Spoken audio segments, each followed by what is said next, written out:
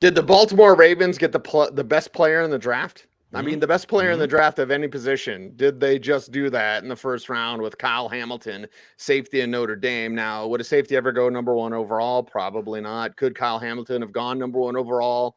I think so, class? Bloom. Yeah. I think so. I think he's a tremendous player. And the Ravens with a great safety.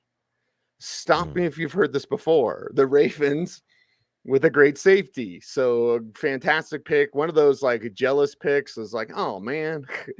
And then they followed up with another first round pick and Tyler Linderbaum from Iowa, best center in the class, perhaps. And then the second round, look at all these hits and hits and hits, right? Baltimore, while I do hate the Ratbirds, and my friend Brandon Stokely, who won a Super Bowl with Baltimore, hates when I call them the Ratbirds, there ain't nothing but respect when it comes to building. I think there's like a familiarity one between the Steelers and the Ravens, Bloom. Yeah. But just looking at them and knowing, like, look at what they're doing. David Ojabo in the second round, who would have been a top 20 pick had he not torn his Achilles in that horrible, inhumane moment from his pro day where everyone's like, next. So Ojabo, he gets healthy. Now you've got a guy that get after the passer. Achilles aren't the, career crushers like they used to be. You follow that up with Travis Jones in the third round, defensive tackle UConn, stuff to run, sitting there in the middle, just kind of eat up blockers. Daniel Falele, speaking of eating up, not necessarily blockers, everything. 6'8", 380.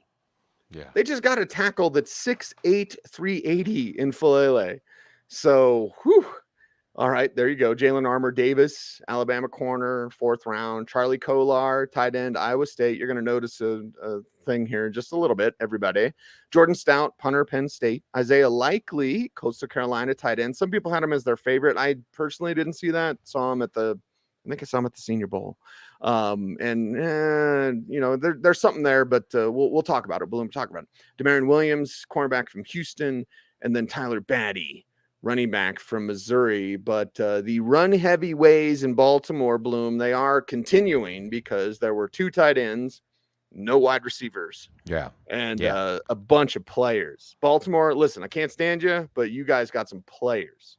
Yeah. It's like Ozzie Newsome never left. Eric DaCosta, just sit back and let the draft come to you. The Eagles leapfrog them 15-13 to get Jordan Davis. Fine, we'll just take Kyle Hamilton. See, why did I say Kyler, Cease? Why did I say Kyler?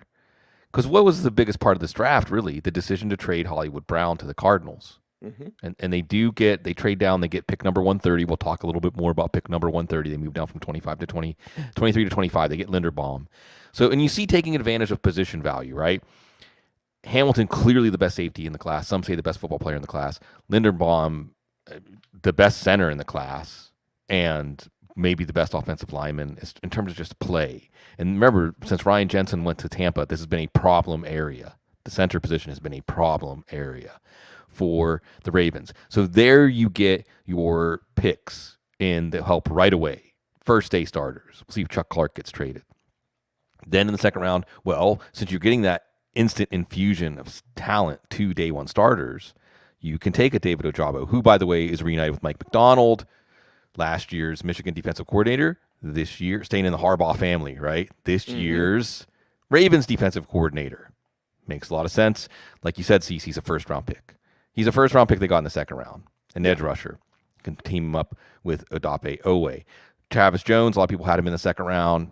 Okay, isn't this the Ravens way, right? Oh, we didn't get Jordan Davis. Poor us. Oh, we just stole Travis Jones in the third round, so it doesn't matter. We got the space eater that we needed. Then you get to the fourth round, and you might say, what are the Ravens doing? The Ravens don't do anything. This is the opposite of the Vikings, right? The Ravens aren't impulsive. The Ravens have a plan, and my understanding, Cease, is the plan is because of the extra year of eligibility, because of Koof, that many players took advantage of, the strength of this class was in the middle. That middle tier of players was a lot bigger than a typical draft class. And wow, did they go to town harvesting this talent. Falele, Jordan Mailata, rugby, massive rugby guy, becomes massive offensive tackle. They have time to develop him. You got to love this. Orlando Brown is another massive player that they turned into a hell of a player. Sorry, Joe, who's now with Kansas City, of course. They get a corner from Alabama, Armour Davis. That's worked out pretty well for them, right? Yeah. Marlon Humphrey, Anthony Averett. So and they get him at a discount because, again, Bloom, because of the COOF and the super seniors, the strength of this draft was 50 through 120. Right. So you're taking picks in the second and third round that are normally they would push to be first round players. That's how this class was. It was very thick, very full. You had 20 actual first round elite level talent players, which is, again, is rare. Usually there's like 12 players that are true first rounders. You had more true first rounders, but then your meat 50 to 120 was fantastic. Yeah, maybe extend it a little farther. They're trying to take advantage of that. They get Kolar. A lot of people love Charlie Kolar. Probably, at the very least, will be an excellent player to restore. And what do you see? And it's Greg Roman. A real interesting thing, too, RG3. RG3, not afraid to be a truth teller, saying the reason Hollywood Brown wanted out, and remember, Hollywood Brown, Lamar Jackson's, more on this later, Lamar Jackson's Nate Locker, best friend, that's his guy, South Florida connection. And RG3 says, it's Greg Roman. It's Greg Roman. That's why Hollywood Brown wanted out. He knows that he's not going to get paid if he's a wide receiver in a Greg Roman offense. This draft only reinforces that, right? Mm-hmm. Name a Ravens starting wide receiver other than Rashad Bateman. Devin Duvernay, James Prochet, 2 tight end sets. And again, we'll get to the Isaiah Likely at 139. So here's your Steelers revenge, Cease. The Ravens were going to take a wide receiver. They were going to take Calvin Austin, another one of the diminutive, speedy, quick guys. They were on the fence between him and Jordan Stout, the punter, Sam Cook era over. And they went with Stout on some intel that 2 teams were looking to take a punter between 130 and 139. I think one punter did go after they took Stout. Apparently, they were getting, Peter King says they were getting phone calls about trading up for the pick. And as soon as Stout, okay, they chanced that Austin would fall to 139. Instead, the Steelers get him at 138. And a lot of reports ceased that was not received well in Ravens land. When that pick was made, there was that sense. Fantasy players, you know it. You know that feeling. Oh, maybe we let the wrong guy fall. Maybe not.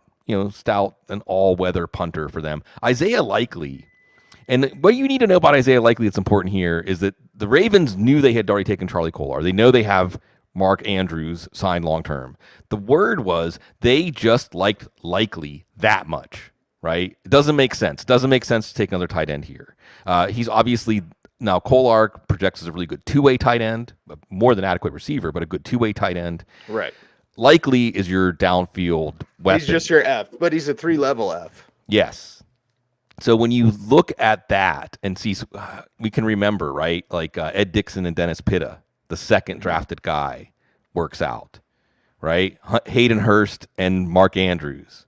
The second one is the one that works out. Now, that's not a knock on Kolar. But remember, look, what we look for in fantasy tight ends, that's the game that Isaiah Likely plays. Now it was Coastal Carolina.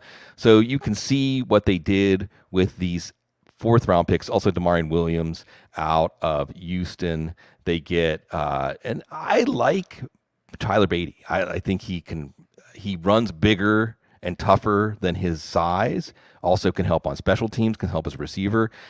Another one sees, I don't know how long this list is going to get.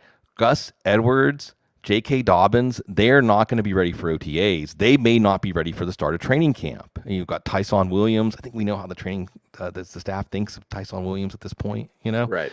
So this is a name to remember. Somebody that could, if he gets his foot in the door and impresses the team, make the team and maybe get some touches at the beginning of the season. Okay, undrafted free agent time for the Baltimore Ravens. And while their draft class was great, UDFAs are interesting, Bloom. Nothing overly interesting in my opinion, but Diego Fagot from Navy, linebacker, saw him down at the Shrine Bowl. And honestly, there were times when I was taking notes because Diego, 2-down thumper, effort guys, Navy guy, of course. So you're going to get high effort, high energy play. But I was also watching Nate Landman from Colorado there, and the helmets look similar, even though it was Navy and CU. I know. It's the Vegas Sun, Bloom. I might have been drinking. Mm-hmm. No, later. That wasn't not during practice. But anyways, there were times when Diego Fagot and Landman, you couldn't tell them apart. And I have great respect for Landman, and Fagot certainly jumped off the page there as well. So if you look at Baltimore's UDFAs, is there anyone you like? One guy that stands out right away is Jeremiah Moon from Florida. If I just tell you he has 35-inch arms, 83-inch wingspan, he's 6'4", 249, a 40.5-inch vert, an 11-foot 1-inch broad jump. Put this guy at tight end, another tight end, right? I mean, that kind of athleticism. See what they can make out of him. So they didn't draft a wide receiver. Listen to this list. Mekhi Polk from Ole Miss, Travon Clark from Cal, Shamar Bridges from Fort Valley State, Devon Williams, who could be another Jawan Johnson type, maybe another Darren Waller type out of Oregon. All at least 6'3". So you trade Hollywood Brown, and you get a bunch of big guys on the outside. Now, they've had some misfires at that outside receiver position. Miles Boykin, I think is with the Steelers now, right? So we'll see. But the big story come out of this draft, so for those that want to be contrarians, I see the contrarians. They took a center, short-arm center. They took a safety that runs 4.7. Kyle Hamilton's not a 4.7 player. Get that out of here. People want to be contrarians. If you want to be a contrarian about the Ravens draft, this is how you do it. What are you going to do to make your quarterback happy? Because if you were trying to send a message to your quarterback that we don't consider you essential, or we don't see you as the center of the team, see Eric Galco on the show before the draft. I know that those shows don't have great shelf life because the draft happens, a lot of stuff we talk about, but there's nuggets in there. Dane Brugler and Eric Galco. Galco said, quarterbacks are more involved than we think. That at least one team, the quarterback was going to have sign off on the first round pick. I think we know which team that was. I'm not going to say it. Lamar Jackson, opposite end of that spectrum. You're not involved in team building at all. So let's see what's going to happen here as you can franchise a guy. Ask right down the road, Washington, what happens when you franchise a quarterback twice. It means you're not keeping that quarterback. Dallas was able to figure that out. We'll see if Baltimore can. Well, we'll see if Baltimore can and see what happens in terms of paying their quarterback. That's a different story for a different time. We're doing draft recap, and we're doing Cincinnati Bengals, right? How about Cincinnati Bengals? And how about those Bengals? Everything that they can do with Daxton Hill. They're from Michigan, playing the safety position for them, roaming around, making big plays in terms of hits, and not many picks. What do they have here? 6 picks? Right. 6 picks overall. So not a lot to get to. But some interesting talent to be sure. Cam Taylor-Britt, Nebraska safety, so double up on safeties. They really want safety help, everybody. Zachary Carter, Florida defensive tackle in the 3rd round. Cordell Volson, North Dakota State offensive tackle. Tyson Anderson, another safety from Toledo there as well. And Jeffrey Gunter, Coastal Carolina defensive end. So you have to wonder, with the safety talent, well, who's playing linebacker? We're also looking, Bloom, at the new NFL. We talked about Tariq Carpenter. It's like, oh, he's a linebacker safety. Well, you have now safety linebackers that proliferate this list with the Cincinnati Bengals. Yeah, a team with a plan. The Bengals are a good team now. What's up, Will C? Always in the chat room. Love seeing you, man. The Bengals are a good team. Good teams go into the draft with a plan. When you're picking 31st, you go in with a plan. And they executed their plan. And no, it wasn't about the offensive line because they did a lot to work on the offensive line earlier this offseason. Just sit back and Raven style. Sit back, let the draft come to you. Dax Hill, Justice Hill's brother, speaking of the Ravens. Well, this is a pick that is going to help this defense. He can play in the slot. He can play in the box. He can play deep safety. He's a playmaker. He's a glue player in the secondary. More 3 safety sets. Taylor-Britt, outside corner, physical corner. Carter, an interior run defender. They do get a guard in Volson, a bit of a project, nasty demeanor. If he can get a lot of the finer points of the game, they may have something there.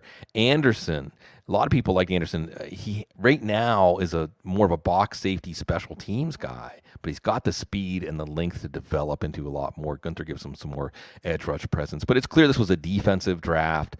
And see, this is a draft looking at not within the division. This isn't a draft to beat Cleveland and Pittsburgh. This is a draft when you're facing Patrick Mahomes. This is a draft when you're facing Josh Allen later in the playoffs. You have these players in the secondary who can help you out. And the deeper the secondary, there's no mismatch to exploit. Maybe even the mismatches, you get to blot somebody out like Jax Hill can with slot receivers. So you like this draft for the Bengals. It's not an exciting draft for fantasy, but a sign that this team has arrived. It's a sign that they're staying with the times and they're staying ahead of the game. Because in the draft, you see teams that are trying to play catch up, and you see teams that are trying to stay where they're at, and you see teams that are staying ahead of the game. Cincinnati, one of those teams that feels like they're staying ahead of the game. And let's look at their undrafted free agents now for the Bengals. And I got one on my list, Bloom, one that I like for them. And it's interesting when you go through these draft classes and you see certain players like Isaiah Likely is a player that I would watch closely. Broncos had interest, of course. So I'm keeping an eye out. And then you find that you see someone else. You see someone else when you're watching Isaiah Likely. And at Coastal Carolina, that somebody else was Javon Heli, their wide receiver. Now he needs to improve his play strength. But you're talking about a route technician, a guy that, again, knows how to be a quarterback's best friend, work his way back to the ball, knows how to run routes. How many college receivers can we really say know how to run routes and then present the largest possible target for his quarterback when he scores his shoulders to the line of scrimmage? So not overly fast, not overly physical, needs to improve his play strength. But if you're saying UDFAs for the Bengals, who do you like? Well, I'm going to put my chips on Javon Heli from Coastal Carolina. Bloom, how about you? Couple of guys I want to highlight here. Ben Brown out of Ole Miss. Hey, anytime you can get 40 starts in the SEC on offensive line, then I'll take that as an undrafted free agent. Let's talk long snappers, Cease. When should the best long snapper in the draft go? Trick question. He shouldn't. He should be an undrafted free agent. That's what the Bengals did with Cal Adamitis out of Pitt. And here's something to give us, you know who he's looking to replace? 37-year-old Clark Harris, who would have played in the 2007 Senior Bowl if he hadn't gotten hurt. So it gives you an idea. I guess 15 years from now, maybe they'll do some turnover at long snapper again. Maybe. We'll see what happens there. We'll see what happens with the Cincinnati Bengals in their draft class. And then Cleveland's draft. Well, if there was a year, Bloom, that you didn't have a pick in the first couple of rounds, if there was a year you could pick, this would be the year because of the Coof years, super seniors, all that kind of stuff. So let's get into what Cleveland did and maybe did not do with their draft class. Third round, Martin Emerson, cornerback, Mississippi State, their first pick. So that's the way they start on defense. They continue that with Alex Wright, UAB, and there as well. To the offense, David Bell, wide receiver from Purdue in the third round, Perry and Winfrey, defensive tackle, Oklahoma in the fourth, Cade York, a kicker from LSU. Is it Jeremy or Jerome? I've called them both, but I'll say Jerome Ford for this time. Cincinnati, but an Alabama transfer and a guy that can play. One of the things when I was losing my mind about the Broncos taking a Division II kick returner only, and yes, I'm going to bring that up in every single show, people would always be like, well, Cecil, who else would they get? And I'm like, Jeremy Ford, Jerome Ford, however the hell I say his name. I can't even pronounce Jeremy Bloom. That's how awful I am. But anyway, like, yes, when people be like, well, who else would they take? Well, there's plenty of options. I think, well, let's go. The North Dakota tackle is still on the board. I believe Tariq Carpenter might have still been on the board. But, like, yeah, Division II return man. When guys like Ford are there, an Alabama transfer that can be a 3-down back in the NFL. And listen, Cleveland, not to pay running backs. Well, guess what? Ford will be there to take over for one of those guys. And because you probably lose Dearness Johnson. I think Dearness Johnson free agent next year, Bloom. Yeah. Anyway, let's get to the rest of the draft class behind four. Michael Woods, Oklahoma wide receiver. Isaiah Thomas, Oklahoma defensive end. And Dawson Deaton, Texas Tech center. Again, the Browns didn't have a pick until round 3. Didn't walk away with a bad group of players here. Not bad. This draft's about Deshaun Watson. They trade their first and fourth round pick for him. Then their first pick comes up at 44. They don't really like anybody. They trade all the way down to 68 with the Texans. What we didn't see was a trade back of Baker Mayfield to the Texans. That's you lose your first round pick and your fourth round pick to get Deshaun Watson, and you still have Baker Mayfield on the roster. And we'll see whether maybe Baker Mayfield starts week one, with Deshaun Watson's suspension possibilities. Maybe that gets kicked down the road another year to 2023. Obviously, that's going to overshadow everything they did in this draft. But we look at what they did. Again, a little bit curious. You sit around until pick 44 and not just willing to trade down, but willing to trade out of the second round. They get Emerson, a cover talent who they hope projects as an outside starter for them. Wright has length to develop as an edge rusher. Winfrey is a player that, at least on the field, is a penetrator. He's big enough to be a two-gapper. He is more than willing to criticize. Real interesting public comments by him. See, it's not that often that you hear in the wake of players last year in college that he just says, they weren't using us the right way. They were having a stunt and twist and doing all these things, and we just wanted to get after the quarterback. And I would go in and get after the quarterback, Winfrey says, and say, let me do that again. And then they would have me playing all these games instead of just getting after the quarterback. There was some... See, it's always weird when it's vague, right? When they make vague references to character concerns. I don't know if that has something to do with that. I certainly see that certain forces that be would be out to smear a player if he was willing to criticize his college coaches. I don't know. It'll be an interesting one to watch. They get a kicker, and this is keeping up. See, you said trying to play catch up. Oh, well, the Bengals, Evan McPherson, who's the key to their run, right? Let's get a kicker too. Okay, they got a kicker.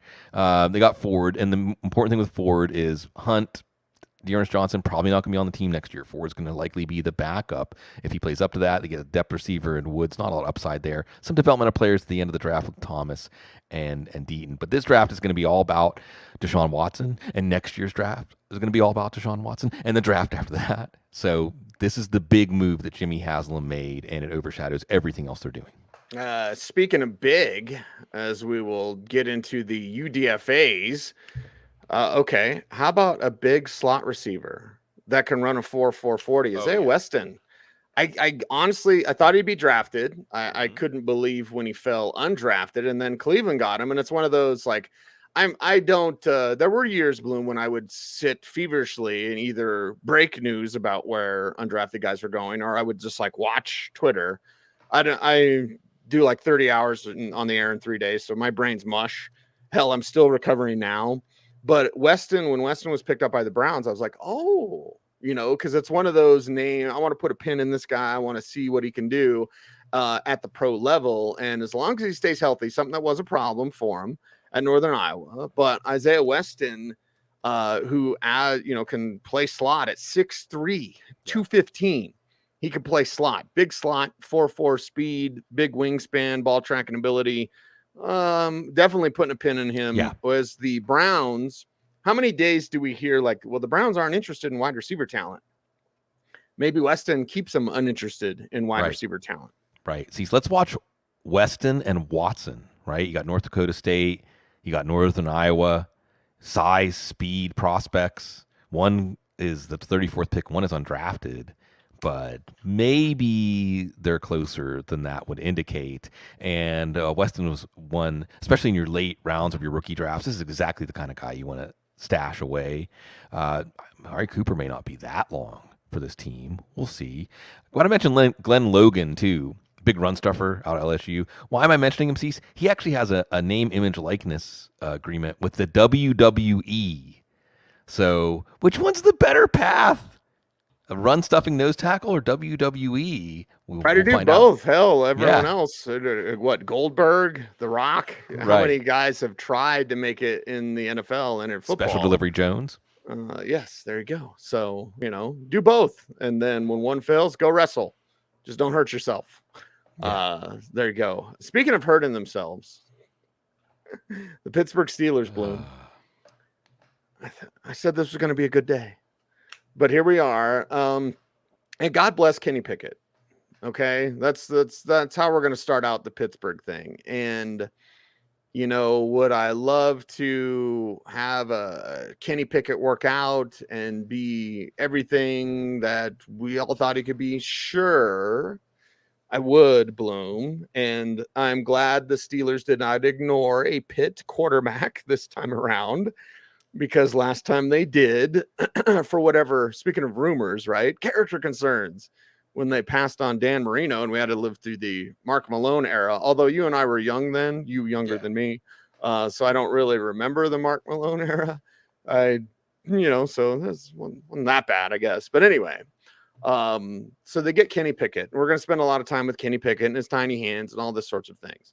But Kenny Pickett is the pick as the first quarterback and the only quarterback taken in the first round. The NFL certainly made a statement on Malik Willis, and we'll get to Willis when we talk Tennessee. I mean, Willis is all arm, does not know how to read a defense yet. Supremely gifted with his arm and his athleticism. Kenny Pickett, on the other hand, is Mitchell Trubisky. Is he Derek Carr? If he works out, if he hits on every cylinder, and Derek Carr's a lot better than people give him credit for. Derek Carr is almost seen as like an insult by some. Oh, all he is Derek Carr. Well, Derek Carr is pretty good. So can Kenny Pickett be Derek Carr? Does he start out as Mitchell Trubisky, the guy that he's competing against? So these are questions that will need to be answered. Did he do the right thing by coming back? Yes. How many guys that we can say did that, Bloom? Right? Mm-hmm. What was it? Matt Leinart came back. That didn't work out. These quarterbacks that they come back for one more year.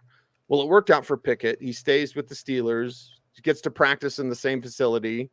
Wonder if he gets the same locker. Anyway, with Pickett here, this draft is about that. And is the Pickett era 2 years? Is it 10 years or more? That's going to be up to him, what the Steelers do around him. Obviously, they want to run the ball and play great defense. It's Steelers football. But at some point, your QB's got to make plays. Ben would do that. Through all the problems with Ben Roethlisberger that we will leave alone for YouTube purposes, Ben would do something when you needed him to, right? When you went to him, like at the end of Half Baked, and you're like, Jerry Garcia, we need you, man. That was Ben Roethlisberger. Hi, Brian. Well, hi, Steelers fans. And Roethlisberger would come through, he'd hit you in the head with an acoustic guitar, and you win. Can Kenny Pickett do that? I'm not sure. I'm hoping he can, but can he do that? Let's move through the rest. George Pickens, wide receiver, Georgia. The Steelers know how to get wide receivers. So when they get Pickens and Calvin Austin, Bloom, honestly, you could have flip-flopped those two. Yeah. Because Austin was their 4th round pick and Pickens was their 2nd round pick. And Pickens, honestly, could have snuck into the 1st round. Either way, this is more, it's not bagging on Pickens at all, but it's more like Austin could have gone as high as Pickens went. Anyway, DeMarvin Leal, Texas A&M defensive end. They don't know how to turn him into a pass rusher. Connor Hayward, fullback, Michigan State. Mark Robinson, outside linebacker, Ole Miss. And then Chris Oladokun, South Dakota State quarterback, who's more of an athlete, do a little bit of everything. And I think he came up in the news wire because Olakudin actually had quite a bit of interest for the quarterback position or the athlete position. But this is about Kenny Pickett, Bloom, and what Pickett does or doesn't do in the NFL. Yeah. And I'll admit I was wrong on our live broadcast, Cecil. I was hoping it was going to be Malik Willis. I guess like everybody else, including the NFL. Remember, Malik Willis was invited to the draft. Now, I don't know which arm of the NFL decides to invite Matt Corral and Nakobe Dean and Malik Willis, even though they were all 3rd round picks. But somebody somewhere who made a decision that's somewhat important thought Malik Willis had a good chance to go in the 1st round. Malik Willis gives you that upside. We'll talk about this more, like you said, Cecil, when we get to Tennessee. But NFL teams just don't like uncertainty. And there's just uncertainty of how he will translate as a quarterback who has to process and make decisions against NFL coverages. We know more of what Kenny Pickett can do. Matt Walton has talked about him at length on the show. Don't worry about the hands. Forget about the hands because he's already played in Pittsburgh. It'll be fine. As a Steelers fan, and I hope I'm wrong, it just feels like a one-way ticket to quarterback purgatory. You're taking a quarterback. Maybe that's why he's still there to pick 20, or who knows how much longer he would have been there. Bloom, let's unpack that super quick. Yeah. And I hate to interject, but this is the toughest way to build a team. Again, I'll talk about the stupid Nuggets again. We're just going to, we're going to try to win one way. It's like, no, you got to get, and I'm sorry. And I hate that the NBA is a super team league, but that's the way that you win. That's the way you get, unless LeBron's running your team. That's the way you get to that. Although they got a ring, whatever, in the bubble. In the NFL, the way that you win is you get a superstar quarterback. You do enough around him, try to stay healthy and make a run. The Steelers want to do it the toughest way. Let's build an entire team. Let's have strength in numbers, strength with our running game, strength with our defense. And honestly, you can do that, but can you sustain it when the salary cap era and teams are picking away your talent? Can you sustain that when, again, the chips are down and your quarterback can't make those plays? You're going up. Look at the AFC. Just look at the AFC. Hell, just look at his division, right? Just look at that. You got Lamar, Deshaun, and Joe Burrow. What in kindergarten, Bloom? What was the you had the 4 blocks? Like, one of these is not like the other. Right. Well, guess which the Steelers are. So they're trying to build in a way that is the toughest way to build. It's not sustainable and not really the way the NFL works today. No, I don't think so. But they can keep the team competitive with Kenny Pickett, and we'll see. We'll see. You stay with the geographical consistency. I think Trent McDuffie would have been an excellent pick here, and I'm not sure when Kenny Pickett would have gone otherwise. And then, it's neurotic Steelers fan here, okay? So I'm kind of taking off my Audible draft analyst hat, and I'm putting on my neurotic Steelers fan hat. Maybe I have one hat on top of the other. So how do you help Kenny Pickett if he's probably going to start week 1, right? He's probably going to start pretty early in his career. How do you help him? Offensive line? Anyone? What team had one of the worst offensive lines in the league? Did they do anything about it? No, they drafted receivers, and they're good at drafting receivers. And we saw those receivers get pushed up the board, 6 in the top 18. We see with the exploding salaries of wide receiver, I think the Steelers sending a message, Cease, and I saw this take, maybe it was in Peter King, one of his columns, that wide receiver is going to be the new running back, where you use up these guys, you get as much as you can out of the rookie deal, you let somebody else pay them, and you start over. Boy, does this look like the replacements for Deontay Johnson and Chase Claypool. Probably more Claypool than Johnson. We'll see. Can you picture the Steelers giving Deontay Johnson $18 or $20 or $22 million a year? I can't. No way. Can you picture them giving Chase Claypool $40 million guaranteed or $50 million guaranteed? I can't. Nope. So the Steelers, I think, are tipping off that they see these guys as long-term replacements. Now, Pickens is another one, Cease, and you can speak to this a little if you want, Steelers show. A lot of very vague, this team would, like, there are teams that would never draft George Pickens, right? There are some teams that just, he was off their board. Okay. Now the Steelers, the organization, the Steelers way, these guys find their way. Pickens, let's say like a Justin Hunter type. Would you say that's a fair comparison? I like Warts that. and all. A Justin Hunter type who can give you that long-limbed game in the air and tremendous speed to get downfield coming off an ACL tear. We'll see. Austin, again, more of the water bug, but some speed. And again, the better he does, the more the Ravens. Let's see him score a touchdown against the Ravens this year, huh? Maybe as a returner. Leal, not an exciting player, but the Steelers love those 2 gapping defensive ends who tie players up, tie up blockers so that other players can make plays. So he's a good fit for the Steelers. And the Steelers now have 4 sets of brothers on the team with the drafting of Connor Hayward. Hey, it's a family affair, right? Sly and the Family Stone. H-back. Robinson they like. Remember Vince Williams? Vince Williams is one of the most underrated Steelers. A Steeler through and through. They also had his brother. Remember when Carlos Williams was on the team just for a blink there? Speaking of Steelers brother combos. It's a Steelers show. Downhill thumper. And Oladokin. Is this, I don't want to say Kirk Cousins situation, although Kirk Cousins comes up as a comparison for Kenny Pickett. Oladokin has incredible arm talent. I mean, Oladokin, I'll say this. If you're like me, you want a Malik Willis. They got the off-brand Malik Willis here. He's got arm talent. He can make those off-platform throws. He's mobile. And maybe if Pickett ends up being more the bad Kirk Cousins than the good Kirk Cousins, then Oladokin could be another Kirk Cousins coming out of a draft class where a team takes a first-round quarterback and he ends up being the starter. There you go, Bloom.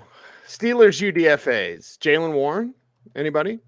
Let's talk about Warren and what he can do in terms of compactness. Now, 5'8", 204. So you go, he's a little bit smaller, but he's compact. So You don't worry about that. He had a 1 year of starting in Oklahoma State and came through with a big year of starting for the Oklahoma State Cowboys, baby. Rarely do that, Bloom. Started his career at Snow College. But I like the fact that when he runs, even at 205, he runs with bad intentions. He's not a power guy, although he runs with violence. So you like seeing that. But if we look at the Steelers UDFAs, Warren stands out to me. Who stands out for you? And I'll go give a shout out to Anthony in the chat room. What's up, Anthony? He said Martavis Bryant as a comparison for George Pickens. That's another good one. Good one. Oh, yeah. Steelers, and Hunter spent some time on the Steelers roster too. Justin Tucker, not Justin Tucker, Ravens on the brain. Jordan Tucker, massive, athletic left tackle. Has a ways to go, but this is the priority free agents. You want these guys that, hey, at the least, if you develop a priority free agent into your swing tackle, that's a big win. That's a big, big win. Also talk about Peters. Yeah. Bryce Watts, who I think played 12 games in his collegiate career, bounced around. I think he was on 3 different teams, but he has the traits. There's, again, Mike Tomlin, remember Mike Taylor and what happened when Mike Tomlin took over, going all the way back, Cease. So, yeah, you want a project at a position that they can develop defensive back. Sounds like that to me. So, we'll end on a little bit of a silver lining for the Steelers. A little bit of a silver lining for the Steelers. And, we will end for this show, but we will then come back for more action tomorrow. So, never eat sour wheat. Did the North. East is up next. So NFC East, AFC East, they are coming up next. He is Sigmund Bloom. You follow him on Twitter at Sigmund Bloom. I am at Cecil Lammey. The show is at the Audible, and we want you to do those YouTube things, like, comment, share, subscribe, hit the notification bell so that you never miss a vid, and watch all the way to the end of the video, please, because it helps our YouTube algorithm. He's Sigmund. I'm Cecil. We are the Audible. Thanks for watching. Thanks for listening. Stay tuned and stay frosty.